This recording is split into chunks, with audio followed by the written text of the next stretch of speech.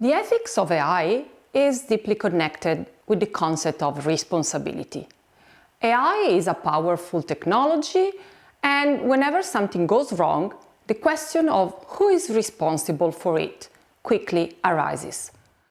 Moreover, as we will see later in this course, the very notion of responsibility has to be reconsidered when artificial systems, such as those of AI, possesses increasing autonomy and decisional power. But what is responsibility?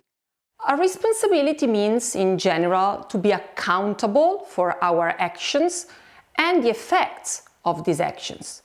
Furthermore, responsibility is often linked to the role that we have in a particular situations, and this is called role responsibility. People have different roles in life, so they have various responsibilities, such as the responsibility of being a parent or those responsibilities written in a contract. So we can say that roles define responsibilities. However, moral responsibility is not confined to these roles, but is wider.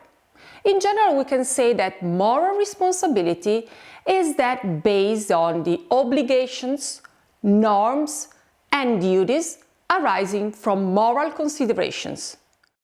Professional responsibility is that based on one's role as a professional, in as far it stays within the limits of what is morally allowed. In the ethics of technology, responsibility can be conceived as passive responsibility and active responsibility. Passive responsibility is applicable when something undesirable has occurred.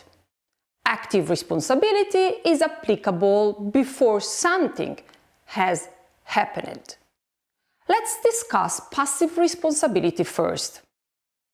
Passive responsibility is a form of backward-looking responsibility, which is relevant after something undesirable occurred.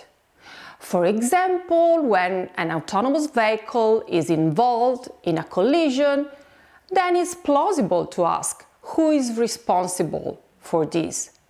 Is it the owner of the vehicle or the designers of it, or the company that commercializes it? Two elements play a key role in assessing responsibility.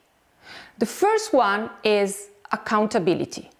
The person who is held responsible must be able to provide an account of his or her choices, such as why he or she took some decisions. The second element is blameworthiness. The person who is held responsible must be a proper target of blame. Let us better analyze blameworthiness.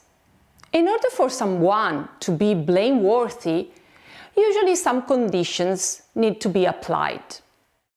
The first condition is wrongdoing. To blame a person or an institution, it is necessary that they did something wrong.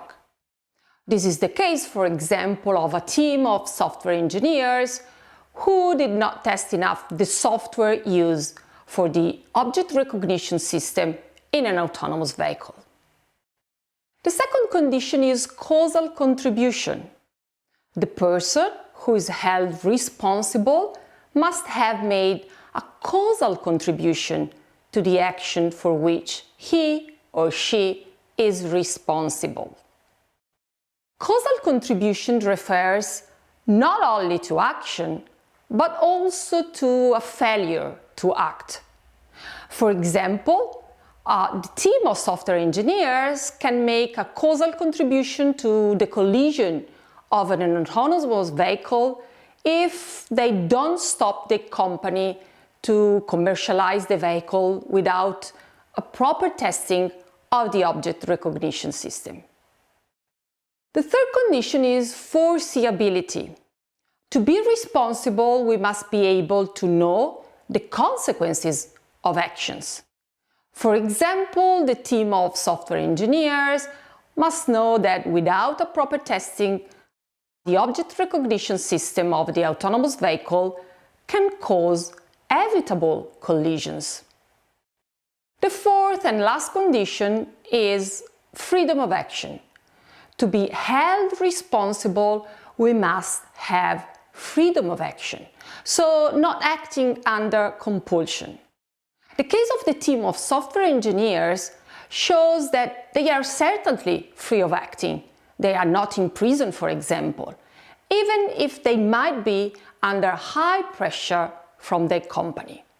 However, this pressure is not probably strong enough to say that they lack freedom of action.